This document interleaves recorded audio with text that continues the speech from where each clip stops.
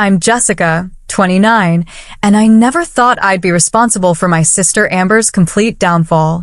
When she stole my $25,000 non-refundable deposit for my dream wedding venue and used it for her own wedding, I was devastated.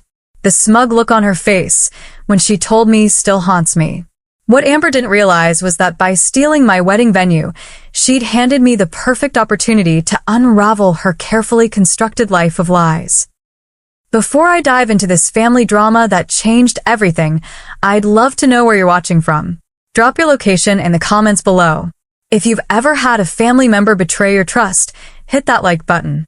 Family revenge stories like mine remind us that karma always collects its debts, so subscribe if you want to see more tales of justice served. Now let me take you back to where it all began. Growing up in a well-maintained colonial house in the suburbs of Boston, Amber and I were always portrayed as the perfect sisters. On the surface, our upper-middle-class family appeared picture-perfect. Dad Lawrence was a successful accountant, Mom Catherine taught at the local high school, and my sister and I were always well-dressed and polite in public. But behind closed doors, a much different dynamic was at play. From the moment I could form memories, Amber, who was 3 years older, established a pattern of taking my things. It started innocently enough. She'd borrow my toys without asking and return them broken, or she'd read my diary entries to her friends for entertainment. These might seem like typical sibling conflicts, but what made our situation unique was our parents' response. Instead of correcting Amber's behavior, they enabled it. "Jessica, you need to learn to share with your sister," my mom would say, completely ignoring the fact that sharing implied consent, which I never gave. "She's older and needs these things more than you do right now," my dad would add, reinforcing the hierarchy that would define our relationship well into adulthood. Our childhood home had 4 bedrooms, but when I turned 13, Amber suddenly decided she wanted my room because it had better light for her makeup vanity. Instead of telling her no, my parents moved me to the smaller bedroom near the noisy laundry room. When I complained, my mother simply said, "Your sister is going through a difficult phase, Jessica. Please try to be understanding."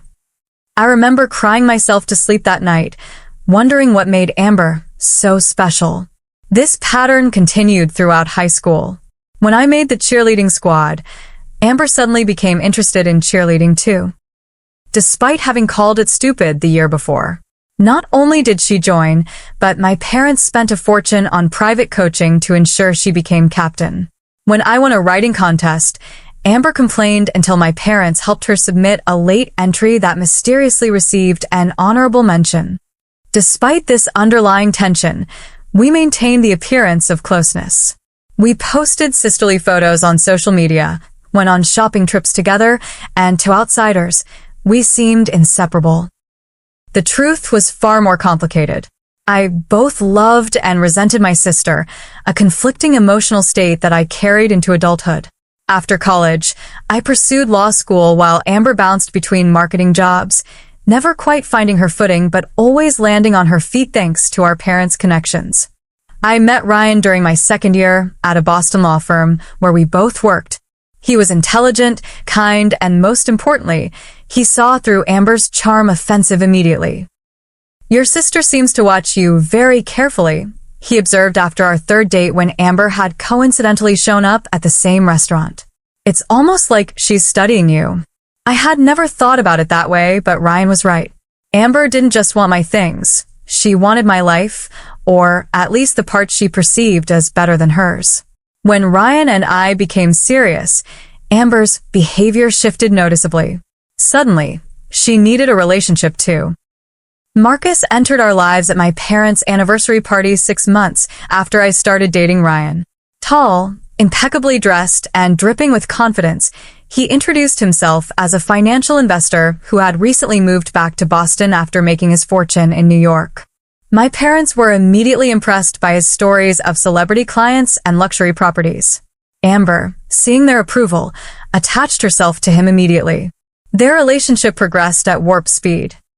While Ryan and I built our connection thoughtfully over shared values and genuine compatibility, Amber and Marcus seemed to be in a race. When Ryan proposed to me after 2 years with a modest, but meaningful diamond ring that we had chosen together, Amber announced her engagement to Marcus just 3 weeks later. Her ring was ostentatious, a diamond so large it looked almost comical on her slender hand. Marcus believes that the size of the diamond reflects the size of his love, she told me, her eyes challenging me to disagree. Behind her, my mother beamed with pride. Ryan and I began planning our wedding for the following September. We wanted something elegant but meaningful, and the search for the perfect venue became my passion project. After visiting 8 different locations, I found Hawthorne Estate, a historic mansion with breathtaking gardens and a grand ballroom that perfectly suited our vision.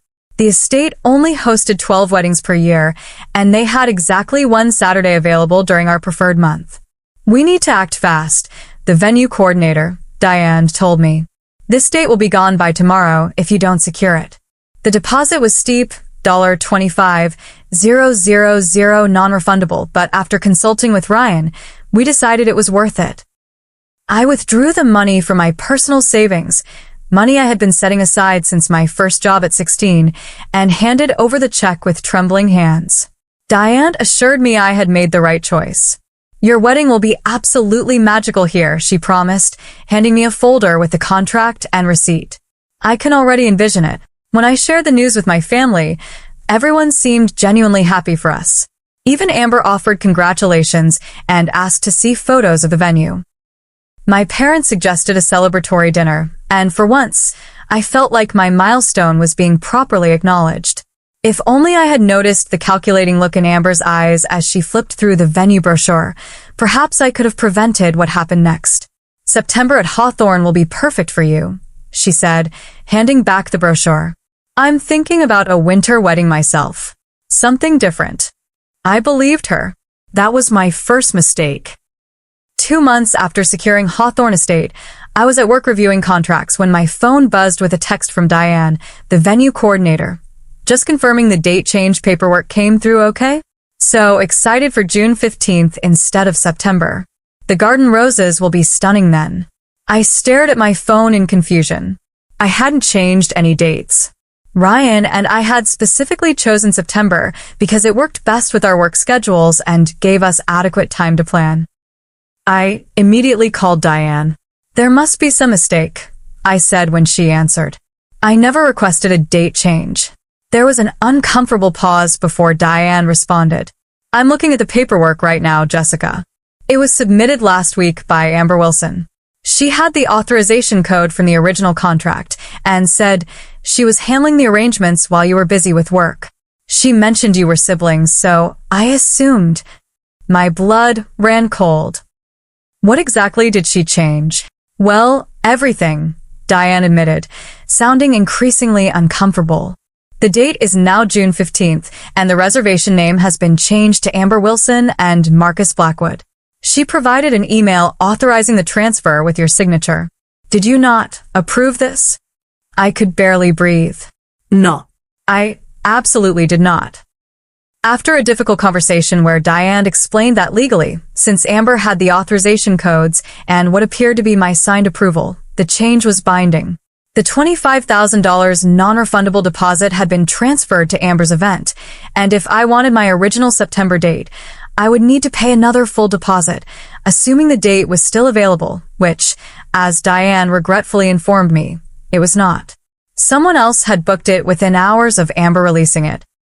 I sat in my office, hands shaking with rage and disbelief. Ryan found me there an hour later, still staring blankly at my computer screen.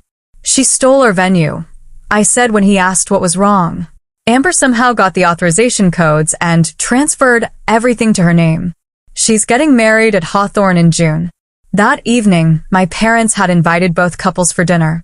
I hadn't told them what happened, wanting to confront Amber face to face. When Ryan and I arrived, Amber and Marcus were already there, champagne glasses in hand.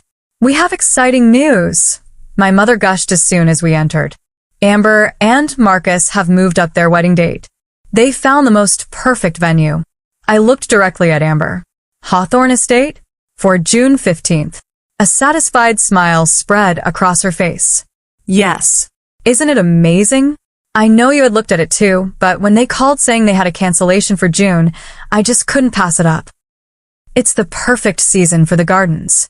They didn't call you, I said, my voice shaking. You stole my reservation. You transferred my deposit. The room fell silent. My father cleared his throat uncomfortably while my mother's smile faltered. Marcus looked genuinely confused, glancing between Amber and me. Don't be so dramatic, Jessica, Amber finally said with a dismissive wave. I did you a favor. September is hurricane season anyway, and it's not like you can't find another venue. You forged my signature, I said. You committed fraud. Ryan put his hand on my arm, silently supporting me while keeping me from saying something we might regret. My father finally spoke. I'm sure this is just a misunderstanding. Amber, did you really take Jessica's reservation? Amber's expression hardened slightly before she manufactured tears. I didn't think she'd mind. Marcus's investors are only in town in June, and this venue means so much to me. Jessica has always been the sensible one. I thought she'd understand. To my horror, my mother moved to comfort Amber. Of course she understands. Don't you, Jessica? Your sister really loves this venue, and you can find another one. There are plenty of beautiful places around Boston. She stole $25,000 from me, I said, disbelieving what I was hearing. My life savings that I used as a deposit. Well, my father interjected, if the money is the issue, perhaps we can help with that. Though I'm sure Amber would have covered it eventually. Amber sniffled dramatically. Of course I would have. Once Marcus's next investment round closes. Which reminds me, Dad, did you get a chance to look at those papers I sent you? Marcus is offering family a special opportunity to invest. And just like that, the conversation shifted away from her theft to Marcus's supposed investment opportunity.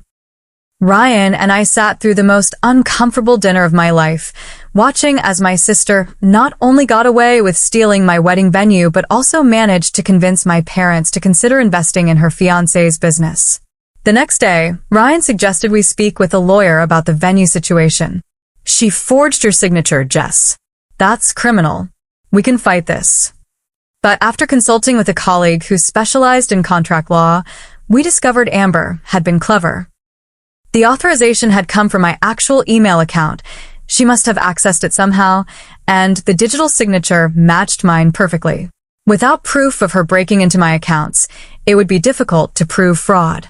The venue was acting in good faith, and their contract protected them from exactly this type of dispute. Despite the painful betrayal, Ryan and I agreed to attend Amber and Marcus's engagement party the following weekend. Partly to keep peace with my family, but also because I was still struggling to understand how my sister could do this to me. The party was held at their newly purchased luxury condo in downtown Boston, a stunning 2-story penthouse with panoramic views of the harbor.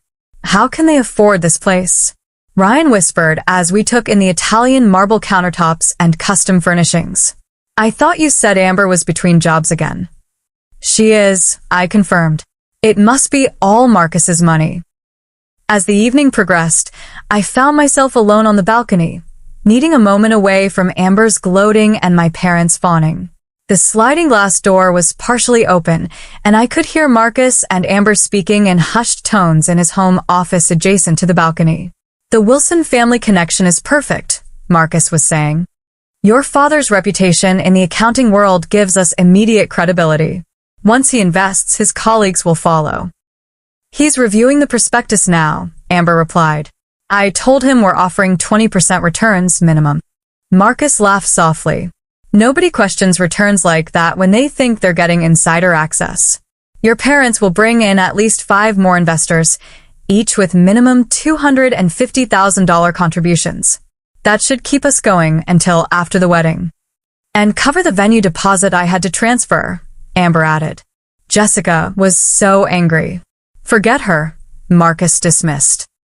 By the time we're done, your family will see which sister made the better choice. Just make sure your father signs those papers this week. The Belgrade property deal won't wait. I retreated from the balcony, my mind racing.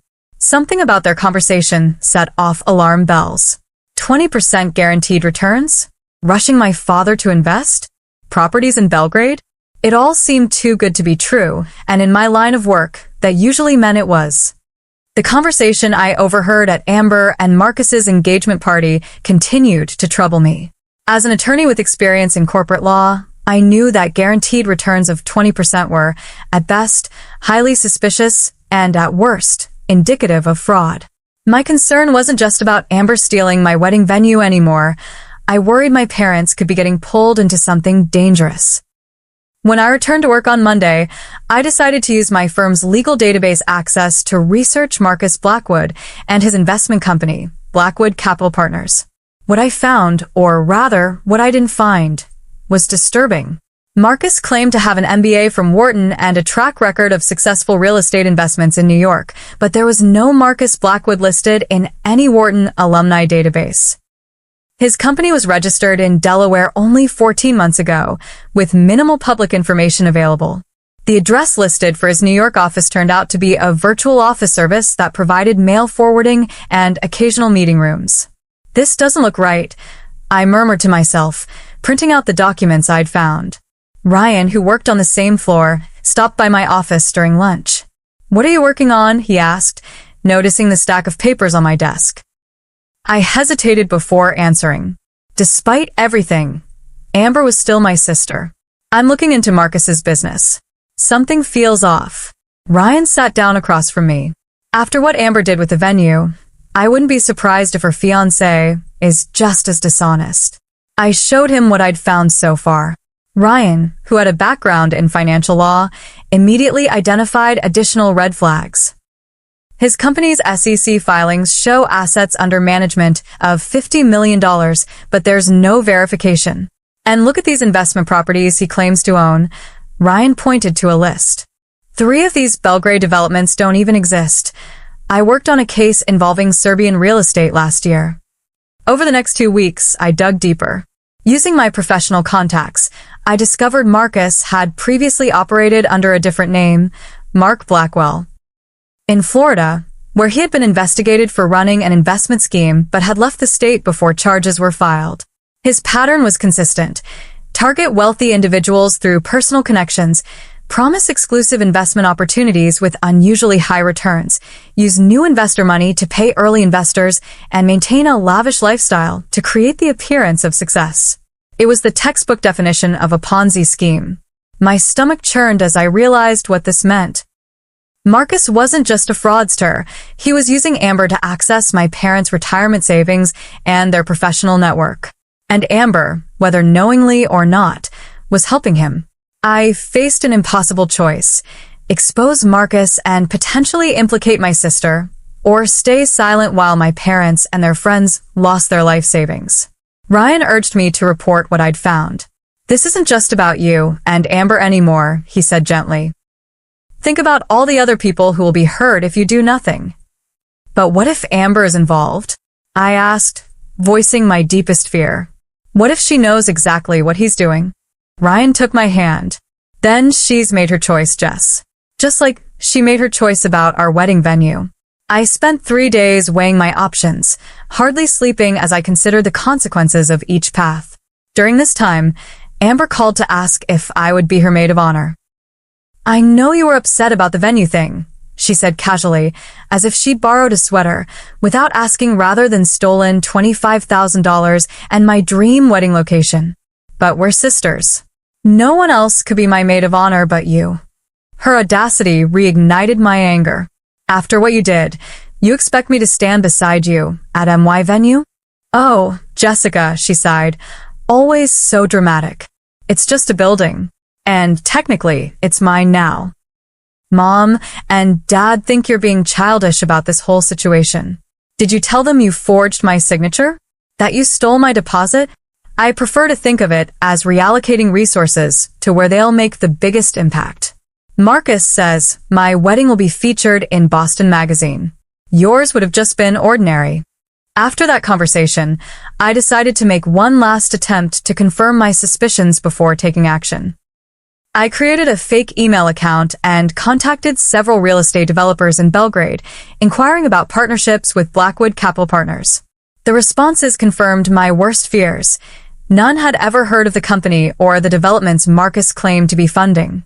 That night, I submitted an anonymous tip to the Securities and Exchange Commission, SEC, through their whistleblower program, providing the evidence I had gathered about Marcus's fraudulent scheme. I didn't mention Amber's potential involvement, telling myself she might truly be unaware of what her fiancé was doing. 3 days later, I received a call from an FBI agent named Natalie Cortez. "We received your tip about Marcus Blackwood," she said without preamble when I answered. "We've actually been investigating him for several months, but the information you provided gives us connections we were missing." My heart raced. Several months? "So you already knew he was running a Ponzi scheme?" "We suspected, but couldn't prove the connection between his current operation and his previous schemes in Florida and Arizona. Your documentation of the Belgrade properties and the investment solicitation materials you provided were extremely helpful." I swallowed hard. "What happens now?" "We continue building our case," Agent Cortez explained. "These investigations take time to ensure we have everything properly documented before making arrests. In the meantime, I need to ask you to maintain absolute confidentiality about this conversation." Of course, I agreed. "But my parents are considering investing with him. Is there anything I can do to warn them without compromising your investigation?" "Unfortunately, no," she said firmly. "Any unusual behavior could tip off Blackwood that we're onto him. However, I can tell you we're moving as quickly as possible, and we believe we'll be ready to act within the next few weeks." After the call, I felt simultaneously relieved and terrified. The authorities were already investigating, which validated my concerns, but I couldn't warn my family without risking the entire case. All I could do was wait and try to act normal, including agreeing to be Amber's maid of honor. The following Sunday, my parents invited us all for brunch. Amber spent the entire meal discussing wedding details, showing photos of expensive flower arrangements and custom invitations. "By the way, Jessica," my mother said as she cleared the plates, "we were thinking you and Ryan might want to contribute to the wedding expenses, since you're saving money now that you need to find a smaller venue for your wedding." I nearly choked on my coffee. "Excuse me?" "Well, Amber and Marcus are going all out for their special day," my father chimed in. "The budget has gotten a bit stretched, and as maid of honor, it would be a nice gesture." I looked at Amber, who smiled innocently. "I thought the 20% returns on Dad's investment would more than cover your wedding costs," I said pointedly. A flicker of something alarm? Guilt crossed Amber's face before she composed herself. "Marcus's investments are separate from our wedding, obviously, though he has generously offered to help Mom and Dad boost their retirement fund." Later, as Ryan and I were leaving, he pulled me aside in the driveway. "There's something I need to tell you," he said, looking uncomfortable. "At your parents' anniversary party last month, when you were helping your mom in the kitchen," Amber cornered me in the hallway. My stomach dropped. "What happened?" "She'd had a few drinks and started saying things about how you and I weren't right for each other, that I deserved someone more exciting." He looked away, clearly embarrassed. "Then she tried to kiss me. I pushed her away immediately, but she laughed it off like it was a joke. I felt like I'd been punched. Why didn't you tell me this before?" "I didn't want to cause more problems between you two, and honestly, I thought it was just Amber being drunk and inappropriate. But after everything that's happened with the venue, I'm wondering if there's more to it." That night, I discovered through mutual friends that Amber had been telling people Ryan was planning to leave me, that our relationship was on the rocks. It was one thing to steal my wedding venue, but trying to undermine my relationship and spread lies about my fiancé crossed a line I hadn't imagined even Amber would cross. Any lingering guilt I felt about reporting Marcus disappeared. Whatever happened next, Amber and Marcus had brought it upon themselves. In the weeks following my conversation with FBI agent Cortez, I maintained the facade of a begrudgingly supportive sister. I attended Amber's cake tasting, nodded through her endless monologues about table settings, and even suffered through a bridesmaid dress fitting for a gown she deliberately selected to be unflattering on me. "Lavender isn't really your color," She mused as I stood on the pedestal in the bridal salon, the poorly cut dress making me look sallow and boxy. But it works so beautifully with my theme. Behind the scenes, I continued gathering evidence. Using my legal expertise, I carefully documented every questionable aspect of Marcus's business that I could find without raising suspicions. I discovered he had opened and closed 7 different investment companies in the past decade, each following the same pattern of promised high returns followed by mysterious business failures. I compiled records showing how his current company, Blackwood Capital Partners, was structured identically to his previous fraudulent operations. One afternoon, Agent Cortez called with an update. "We've linked Blackwood to accounts in the Cayman Islands where he's been funneling investor funds," she informed me. "But we're still working on connecting all the dots for the strongest possible case." "My parents signed investment papers last week," I told her, my voice tight with worry. "They're planning to transfer a significant portion of their retirement savings to him after their CD matures next month." There was a pause on the line. "We're doing everything we can to move quickly, Ms. Wilson. The documentation you've provided has been invaluable. Is my sister implicated?" I finally asked the question that had been haunting me. Agent Cortez's voice became carefully neutral. "We investigate the evidence wherever it leads us. If your sister has knowledge of or participation in financial fraud, that will be determined as the case progresses." That wasn't the reassurance I'd hoped for, but it was the honest answer I expected. After we hung up, I sat at my kitchen table, staring at the wedding invitation that had arrived that morning. Thick cream cardstock with gold foil lettering announced Amber and Marcus's wedding at Hawthorne Estate, my venue, purchased with my deposit, just 3 weeks away. Ryan found me there, the invitation crumpled in my hand. "You okay?" he asked, sitting beside me. "I don't know," I admitted. "Part of me wants to stop this whole thing before my parents lose their savings, but another part of me feels like Amber deserves whatever is coming to her." "What kind of person does that make me?" Ryan took my hand. "It makes you human. Amber betrayed you in one of the worst ways a sister could, and it's natural to want justice. But you're also trying to protect your parents and other innocent people from being defrauded. Your motives aren't purely revenge." His words comforted me, but I still felt the weight of what was to come. By reporting Marcus, I had set in motion events that would likely destroy my sister's wedding and possibly lead to her arrest if she was knowingly involved in his scheme. The thought made me physically ill, yet I couldn't see any other ethical choice. As if sensing my internal struggle, Ryan added, "Sometimes doing the right thing doesn't feel good, Jess. That doesn't mean it's not right." That evening, my mother called to discuss Amber's bridal shower, which I was expected to host as maid of honor. The conversation quickly turned to complaints about my apparent lack of enthusiasm. "Your sister is making every effort to include you in her special day despite your attitude about the venue situation," she chided. "The least you could do is show some genuine happiness for her." I bit my tongue, knowing it was pointless to argue. But then my mother added something that caught me off guard. "Amber mentioned that things between you and Ryan seem strained lately. If you're having relationship problems, honey, it's better to address them now before your wedding." Though Amber thinks, and I have to say I agree, that perhaps Ryan isn't the right match for you. He's always been so predictable. The realization that Amber was actively trying to sabotage my relationship with Ryan to my own mother made something inside me snap. Not only had she stolen my venue and my deposit, but she was now attempting to poison my parents against the man I loved. "Ryan and I are perfectly happy," I said coldly. "Amber has no idea what she's talking about." "Well, she said she saw him having lunch with that pretty paralegal from your firm. Apparently, they looked quite cozy." Another lie. Ryan had been working through lunch all week on a major case. "Mom, please stop," I said firmly. "Amber is lying to you.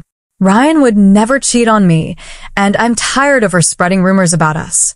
"Jessica." My mother sounded genuinely shocked. "Your sister would never intentionally hurt you. If she mentioned seeing Ryan with someone, I'm sure she was just concerned." After that conversation, any remaining guilt I felt about what might happen to Amber evaporated. She wasn't just a bystander in Marcus's schemes, She was actively manipulative and vindictive in her own right. The next day, I received another call from Agent Cortez. "We've accelerated our timeline," she informed me. "Based on new information, we believe Blackwood is preparing to transfer a large sum of money offshore following his wedding. We'll be moving to make arrests within the next 10 days. My heart pounded. The wedding is in 2 weeks. "I can't give you the exact date we'll be taking action," she said carefully, "but I would advise you to be prepared for developments that may coincide with wedding-related events." The implication was clear. The FBI might make arrests during or around the time of Amber and Marcus's wedding. The timing seemed almost poetic. The venue she had stolen from me could become the scene of her greatest humiliation. As the maid of honor, I was expected to help Amber prepare on her wedding day. Walking into that role knowing what might happen filled me with conflicting emotions. I wasn't a vengeful person by nature, but after everything Amber had done, the theft, the lies, the attempts to undermine my relationship, I couldn't bring myself to warn her. If you've ever faced betrayal from someone you trusted, especially family, you know how deeply it cuts. And when that betrayal is calculated and remorseless, sometimes the only closure comes from seeing justice served. I was approaching that moment now, and despite everything, a part of me still wondered if I was doing the right thing. But then I remembered all the times Amber had taken from me without consequence, and I knew this time would be different. The morning of Amber's wedding dawned bright and clear, a perfect June day that seemed to mock the storm I knew was brewing. I arrived at Hawthorne Estate at 8 a.m., carrying my lavender bridesmaid dress and a makeup bag. The historic mansion looked even more beautiful than when I had first toured it. Gardens in full bloom, the grand facade freshly painted, and staff bustling about setting up for what should have been my special day. Amber was already in the bridal suite, surrounded by the 3 other bridesmaids, all friends from her college days who clearly knew nothing about how she had acquired this venue. "Finally," she said when I entered, barely looking up from her phone. "I need you to check on the flower delivery. The roses should be blush pink, not regular pink. And tell Mom to stop bothering the caterers. No greeting, no thank you, just demands." Typical Amber. I dutifully went to check on the flowers, which were, of course, the exact shade Amber had specified. As I was confirming the delivery, my phone buzzed with a text from an unknown number. "Operation proceeding as planned. Agents in position by 2 p.m. NC, Agent Cortez. The FBI would be here during the ceremony, which was scheduled for 3 o'clock. My hands trembled slightly as I returned to the bridal suite. The next few hours were a blur of hairstyling, makeup application, and managing Amber's increasingly demanding behavior. My mother fluttered around her favorite daughter, adjusting her veil and exclaiming over how beautiful she looked, while barely acknowledging my presence. "Jessica, you need more blush," my mother critiqued as I finished my makeup. "You look washed out in that dress." The dress Amber chose, I reminded her quietly. My mother frowned. "Don't start with that attitude today. This is your sister's special day, and I expect you to be supportive no matter what issues you've had in the past." I swallowed my retort and applied more blush. Amber caught my eye in the mirror and smirked, clearly enjoying the dynamic.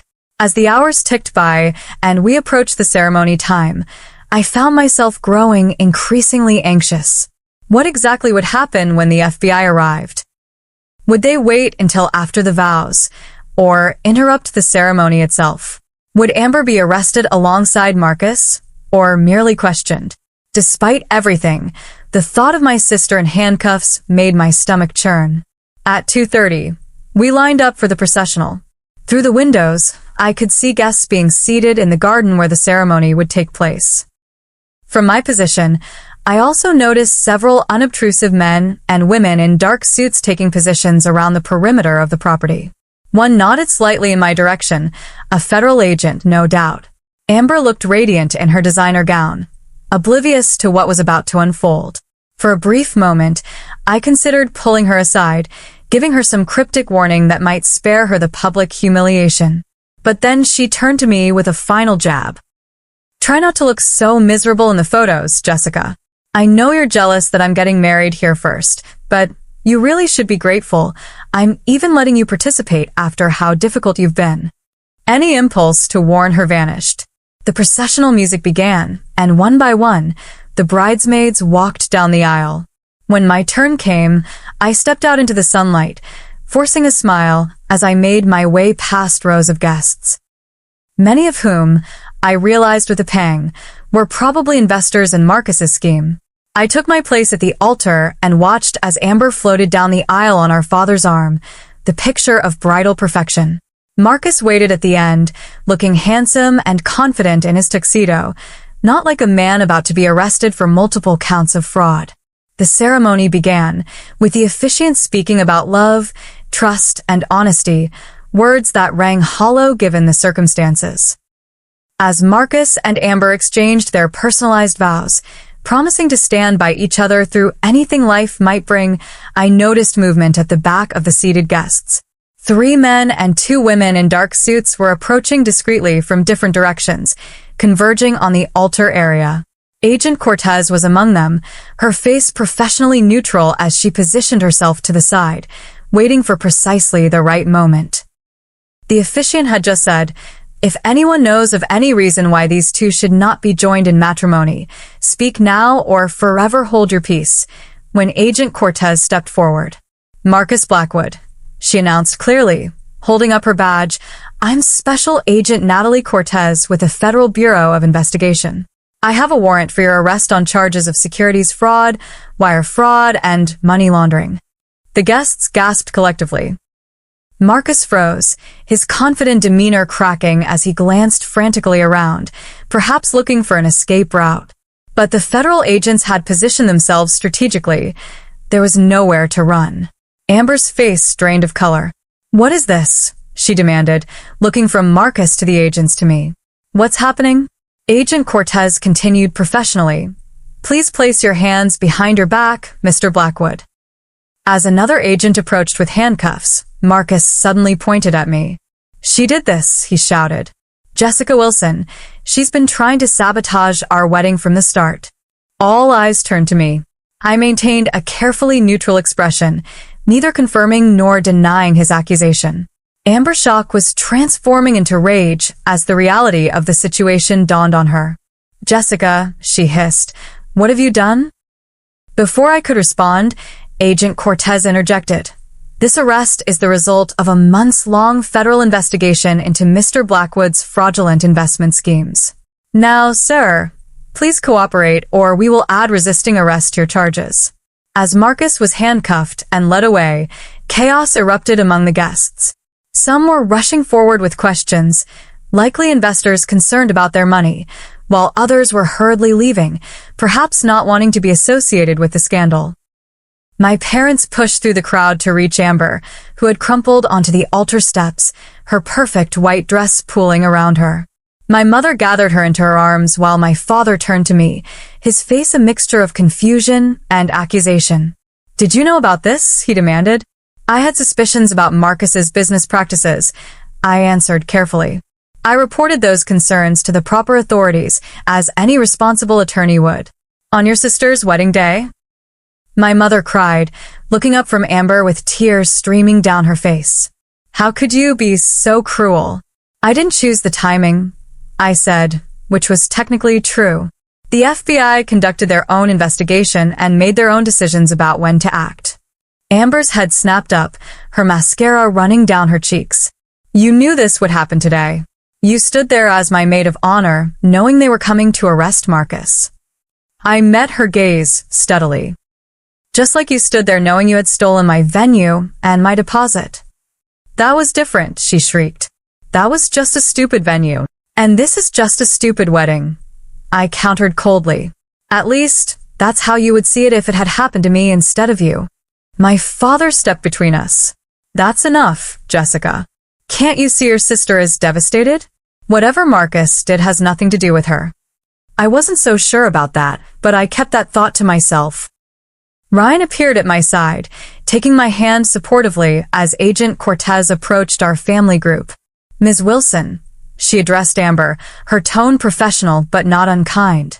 "I need to ask you some questions about your knowledge of Mr. Blackwood's business activities." We can do this here or at our office, but it needs to happen now. Amber looked at her in disbelief. You want to question me? I'm the victim here. My wedding has been ruined. Agent Cortez's expression didn't change. Ma'am, we have evidence suggesting you were aware of and potentially involved in soliciting investments for Mr. Blackwood's fraudulent schemes. I'm giving you the courtesy of a private conversation before deciding if formal charges are warranted.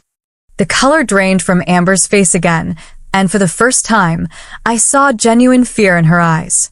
My parents looked shell-shocked. Amber wouldn't be involved in anything illegal, my mother insisted. There must be some mistake. Agent Cortez simply repeated, We need to speak with your daughter now. As Amber was led away for questioning, my parents turned on me with fury and disappointment. How could you let this happen? My mother demanded. Your own sister. I didn't make Amber associate with a criminal, I said firmly.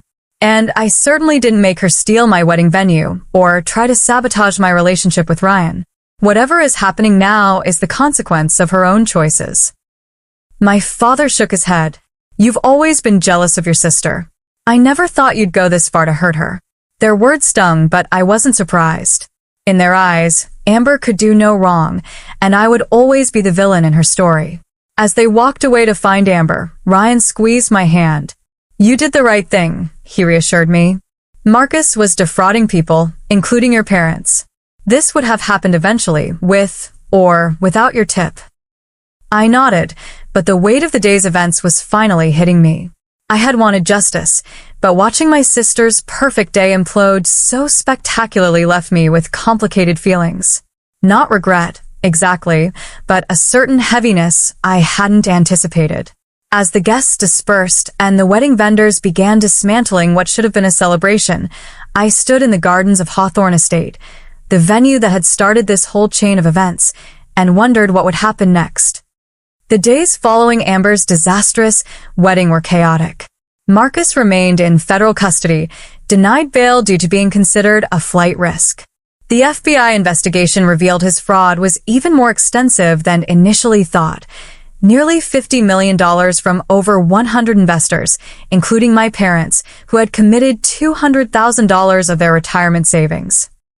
Amber was released after questioning without immediate charges, though Agent Cortez informed me that the investigation into her potential involvement was ongoing. She moved back into our parents' home. Her dream of the luxury penthouse shattered when the FBI froze all of Marcus's assets. The media coverage was immediate and brutal. Boston socialite's wedding crashed by FBI read one headline. Financial fraudster arrested at altar, proclaimed another. Some articles mentioned the venue dispute between sisters, painting Amber as both victim and villain in a tangled family drama. I kept my distance from my family during this time, unable to face the continued accusations and blame. My parents had left several voicemails, each more accusatory than the last, suggesting I had orchestrated the timing of Marcus's arrest specifically to humiliate Amber. They seemed incapable of acknowledging that their beloved daughter had stolen my venue, attempted to sabotage my relationship, and possibly participated in fraud. 2 weeks after the wedding debacle, Ryan and I were having dinner at home when my phone rang with a call from Agent Cortez. I thought you should know, she said after brief pleasantries. We've uncovered emails between your sister and Marcus that clearly demonstrate she was aware of the fraudulent nature of his business. My heart sank despite everything. What kind of emails? Discussions about which potential investors to target, strategies for using her family connections, and explicit acknowledgement that the returns they were promising couldn't be legitimately achieved. Agent Cortez paused before adding, There's also evidence she was actively involved in recruiting several of your parents' friends into the scheme. I closed my eyes, absorbing this confirmation of my worst suspicions. Will she be charged? The U.S. Attorney is reviewing the evidence now. I wanted to give you a heads up because there are also several messages specifically discussing the venue situation. What do they say? I asked, though I wasn't sure I wanted to know. Your sister wrote to Marcus that taking your venue was, quote, killing 2 birds with 1 stone, getting the perfect wedding location while teaching Jessica that I always win, end quote. She also mentioned that the $25,000 deposit would come from funds that were supposed to be returned to early investors. The calculated cruelty of it hit me hard. Amber hadn't just taken my venue on impulse. She had deliberately set out to hurt me while using fraudulently obtained money to do it. After ending the call with Agent Cortez, I shared the information with Ryan. "I'm not surprised," he said gently. "From everything you've told me about your relationship with Amber, she's always been calculating when it comes to taking what's yours." The next day, I received an unexpected call from my grandmother Ruth, my father's mother, who lived in a retirement community in Florida. We'd always been close, though I hadn't spoken to her since before Amber's wedding. "Jessica," she said when I answered, her voice warm but serious, "I've been hearing troubling things from your parents. I think it's time you and I had a conversation about your family." She suggested meeting at a small cafe near her apartment, as she happened to be visiting Boston for a medical consultation. The following afternoon, I found her waiting at a corner table, looking elegant as always in her simple blue dress and pearl earrings. "Thank you for coming," she said, embracing me tightly before we sat down. "I want you to know that I don't share your parents' view of recent events." Relief washed over me. "You don't think I deliberately set out to ruin Amber's wedding?" Grandmother Ruth shook her head. "I think you did what any ethical person would do when confronted with evidence of fraud. The timing was unfortunate, but necessary." After ordering tea, she folded her hands on the table and looked at me with an expression I couldn't quite interpret. "There's something you should know about your parents and their relationship with Amber," she began. "Something that might help explain, though not excuse, the way they've always favored her." I leaned forward, curious despite myself. "Before Amber was born, your mother had a very difficult pregnancy," Grandmother Ruth explained. "She was advised to terminate for her own safety, but she refused. There were complications during delivery and afterward. The doctors told your parents she wouldn't be able to have more children. This was news to me, but they had me." Grandmother Ruth nodded. 3 years later, against all medical expectations, your mother became pregnant with you. But instead of seeing you as the miracle you were, I'm afraid they viewed your arrival as a threat." "A threat? To what?" "To the special bond they'd formed with Amber. They'd spent 3 years pouring all their love and attention into her, believing she would be their only child. When you came along, they worried that loving you equally would somehow diminish what they had with her." She sighed heavily. "I tried to talk sense into them, but they developed this irrational fear that Amber would feel replaced or forgotten if they didn't constantly reassure her of her special status." I sat back, stunned by this revelation. "So, every time they favored her over me, it wasn't because they loved you less," Grandmother Ruth said quickly. "It was this misguided attempt to compensate for a perceived loss of exclusivity that Amber never actually experienced. Over time, it became a habit they couldn't break, and Amber learned to exploit it." Tears welled in my eyes as I processed this information, decades of feeling second best suddenly cast in a new light. Not less painful, but at least somewhat comprehensible. "Why are you telling me this now?" I asked. "Because this situation with Marcus and the wedding has brought everything to a breaking point," she replied. "Your parents are facing financial ruin because of their blind spot where Amber is concerned, and they're still trying to protect her rather than acknowledge her role in what happened." I wiped away a tear. "They're blaming me instead." "Yes, and that stops now." Grandmother Ruth's voice took on a determined edge. "I've already spoken to them about this pattern and how destructive it's been for both of their daughters. Your father didn't take it well, but I think your mother is beginning to see the truth." The next day, I decided it was time to confront my parents directly. I drove to their house, knowing Amber would likely be there, but feeling ready to face her as well. When I arrived, my mother answered the door, looking tired and older than I remembered. "Jessica," she said with obvious surprise. "We weren't expecting you." "I know. Can I come in?" She hesitated before stepping aside. In the living room, my father sat reading the newspaper while Amber was curled on the couch, scrolling through her phone. They both looked up as I entered. "What are you doing here?" Amber asked coldly. "I came to talk to all of you. I replied, remaining standing as they stared at me. I think it's time we had an honest conversation about what's happened and why. My father folded his newspaper deliberately. If you've come to apologize for what you did to your sister, we're listening. I haven't come to apologize, I said firmly. I've come to clarify a few things. First, I didn't choose the timing of Marcus's arrest. The FBI did.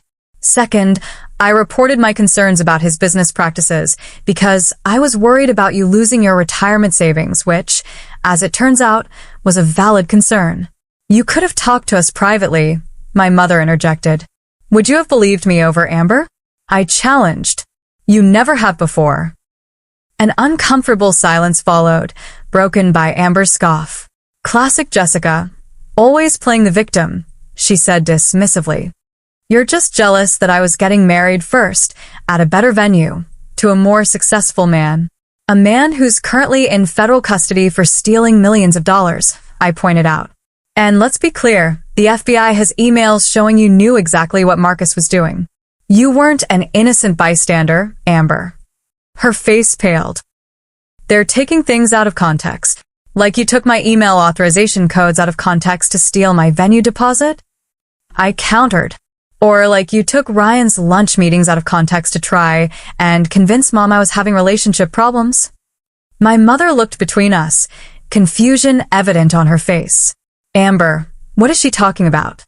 Nothing, Amber said quickly. Jessica's just trying to shift blame. I turned to face my parents directly. I spoke with Grandmother Ruth yesterday. She told me about Mom's difficult pregnancy with Amber and how you both overcompensated with her after I was born. My father stood abruptly. Ruth had no right to discuss that with you. She had every right, I insisted. I deserve to know why my parents consistently chose my sister over me, why they enabled her worst behaviors, why they're still defending her even when she's implicated in fraud. We don't know that she's implicated, my mother said weakly. The FBI has the emails, Mom, I said, softening my tone slightly. Emails where Amber specifically talks about stealing my venue to hurt me, using investor money for the deposit, and helping Marcus target your friends for a scheme. My father looked at Amber. Is this true? For a moment, Amber seemed ready to deny everything. Then, perhaps realizing the futility of further lies, her expression hardened. Marcus had a good business going until Jessica ruined everything, she said defiantly. And yes, I took her venue because I deserved it more. I've always had to compete with perfect Jessica the lawyer, Jessica the responsible one. The one time I had something better, a more impressive fiancé, a more lavish wedding, she couldn't stand it and destroyed it all. The raw honesty of her jealousy was stunning. My mother sank into a chair, looking devastated. We did this, she whispered, more to herself than anyone else. We created this competition between you. My father still seemed resistant to accept responsibility. That doesn't excuse getting involved in fraud, Amber. You were happy enough with the returns Marcus was promising, Amber shot back. You never questioned where that money was coming from either. The conversation continued for hours, painful truths emerging as decades of family dynamics were dissected. By the time I left, no neat resolution had been reached, but at least the reality of our dysfunctional family system had been acknowledged. In the car, I called Ryan to update him. How do you feel? He asked after I recounted the confrontation. I considered the question carefully. Lighter, I think.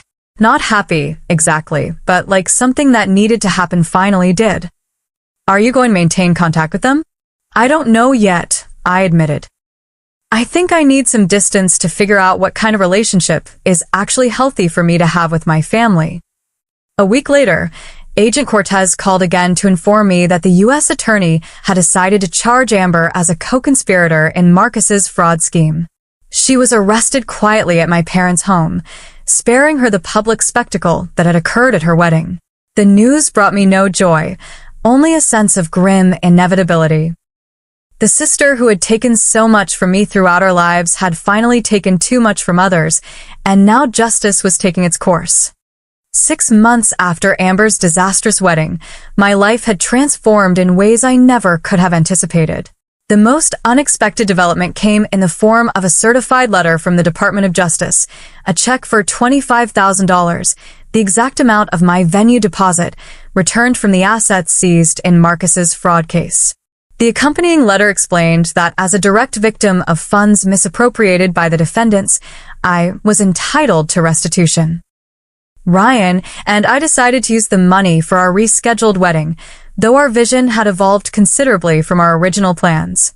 Instead of the grand historic mansion, we chose a serene beachfront property on Cape Cod, smaller, more intimate, and in many ways more meaningful than what we had initially envisioned. My career had taken a surprising turn as well. When the partners at my firm learned of my role in uncovering Marcus's fraud scheme, they were impressed by my investigative skills and ethical handling of a case that could have presented significant conflicts of interest. I was assigned to a new team specializing in financial fraud cases, with a promotion and salary increase that reflected my unique experience. Amber's legal troubles had progressed along a predictable path. After initially pleading not guilty, she eventually accepted a plea deal when confronted with the overwhelming evidence against her. She was sentenced to 3 years in federal prison, substantially less than Marcus's 12-year sentence, but still a shocking fall for someone who had always seemed to float above consequences. My parents faced their own reckoning. Though they managed to recover a portion of their investment through the asset seizure process, their financial situation was significantly compromised. More profound was the emotional toll as they confronted their role in enabling Amber's behavior throughout her life. After initially blaming me for everything, they gradually began to acknowledge the patterns that Grandmother Ruth had identified. 2 months before my wedding, my mother called and asked if we could meet for coffee. I agreed with some trepidation, unsure what to expect. When I arrived at the cafe, she looked older and humbler than I remembered. "I've been seeing a therapist," she said after we ordered. "Your father is too, though he wouldn't want me telling you that." I nodded, waiting for her to continue. "I've been doing a lot of thinking about our family, about how we treated you compared to Amber." She looked down at her coffee cup. "We were wrong, Jessica. So terribly wrong for so many years." Tears welled in my eyes, unexpected and overwhelming. After a lifetime of waiting for this acknowledgement, hearing it felt almost surreal. "What made you realize that?" I asked when I could trust my voice. "Partly Amber's legal troubles, seeing the evidence of her behavior laid out so clearly. Partly your grandmother's persistent conversations about our parenting. But mostly," she paused, meeting my eyes directly. "Mostly, it was watching how you've handled all of this with such integrity. You could have been vindictive, could have abandoned us completely, but you've remained dignified throughout." We talked for nearly 3 hours that day, beginning the slow, difficult process of rebuilding our relationship on more honest terms. It wasn't forgiveness, exactly. The wounds were too deep for such a simple resolution, but it was a start. My father took longer to come around, his pride making it difficult for him to admit such fundamental mistakes. But a month before the wedding, he called and asked if I would be willing to let him walk me down the aisle. "I don't deserve the honor," he said gruffly, "but I'd like the chance to do one fatherly thing properly." I agreed, setting clear boundaries about his role and behavior on the day. Our relationship remained tentative, but the effort meant something. The week before my wedding, I received a letter from Amber, sent from the Federal Correctional Facility, where she was serving her sentence. I let it sit unopened on my kitchen counter for 3 days, uncertain whether reading her words would help or harm my emotional state so close to my wedding day. When I finally opened it, I found 5 handwritten pages of what appeared to be genuine reflection. There were no explicit apologies. Amber wasn't capable of that level of accountability yet. But there was an acknowledgement of the competition she had always felt with me, and a recognition that her actions had ultimately harmed herself most of all. "I thought winning meant taking what you had," she wrote near the end. "I never built anything of my own, just tried to take shortcuts to what I thought would make me happy. Now I have nothing, and somehow you still have everything that matters." I didn't respond immediately, deciding to wait until after the wedding. Her words deserved consideration, but I needed to focus on my future rather than our painful past. My wedding day dawned clear and cool, a perfect October Saturday on the Cape. The ceremony would be held on a deck overlooking the Atlantic, with just 60 guests, true friends and family members who had supported us through everything. As I dressed in my simple but elegant gown, there was a knock at the door of my preparation room. My grandmother Ruth entered, looking radiant in a silver dress that complemented her white hair. "I have something for you," she said, opening a small velvet box to reveal a pair of sapphire earrings. "These were my mother's and her mother's before that. I always intended them for you." As she helped me put them on, she added quietly, "You know, in our family's history, there have been other difficult sisters, other periods of estrangement and reconciliation. Families are messy, Jessica. The strong ones find ways to heal without denying the truth of what happened." Her words stayed with me as I walked down the aisle on my father's arm, saw Ryan waiting for me with tears in his eyes, and spoke vows that felt all the more meaningful for the journey we had traveled to reach this moment. During the reception, I looked around at the guests celebrating with us. My parents sitting somewhat awkwardly but present, my grandmother dancing joyfully with Ryan's grandfather, colleagues who had supported my career, and friends who had stood by me through the entire ordeal with Amber and Marcus. The absence of my sister was noticeable, but not devastating. We had each chosen our paths, and now we were living with the consequences of those choices. That evening, as Ryan and I danced under strings of lights on the beach, he asked, "Are you going to respond to Amber's letter?" I considered the question carefully. Yes, but not with expectations. I think there's value in acknowledging her reflection, but I don't expect a miraculous transformation or perfect sisterhood. He nodded. That seems wise. Cautious compassion. Exactly, I agreed. I can leave the door slightly open without standing vulnerably in the doorway. 3 days after returning from our honeymoon, I wrote a brief, honest response to Amber. I didn't minimize the harm she had caused, but I acknowledged her apparent desire to understand her own motivations better. I included a photo from the wedding, not to flaunt my happiness, but to share it, a small gesture toward whatever relationship might be possible in the future. As I sealed the envelope, I reflected on the strange journey that had brought me here. What began with the theft of a wedding venue had cascaded into revelations about my family, my sister's criminal activities, and ultimately, my own strength and values. I had lost a venue but gained clarity, lost certain illusions about my family but gained honest relationships, lost a sister in some ways but perhaps, someday, might gain a more authentic connection with her. Sometimes justice arrives in unexpected packages. Sometimes the thing you think you want, like a perfect wedding at a historic mansion, turns out to be less valuable than what you actually need: truth, integrity, and the courage to stand up for both. If you've ever experienced family betrayal or had to make difficult choices between loyalty and doing what's right, I hope my story gives you some comfort. Life rarely offers perfect resolutions, but it does provide opportunities for growth and new beginnings. I'd love to hear your thoughts and experiences in the comments below. Has karma ever worked in your favor after a family betrayal? Did you find that justice sometimes comes in unexpected ways? If this story resonated with you, please hit that like button and subscribe to hear more tales of family dynamics, personal growth, and the sometimes messy path to justice. Thank you for listening to my journey, and remember that even after the darkest family storms, there can be beautiful new beginnings. Sometimes the life you rebuild after betrayal becomes stronger and more authentic than what you had before.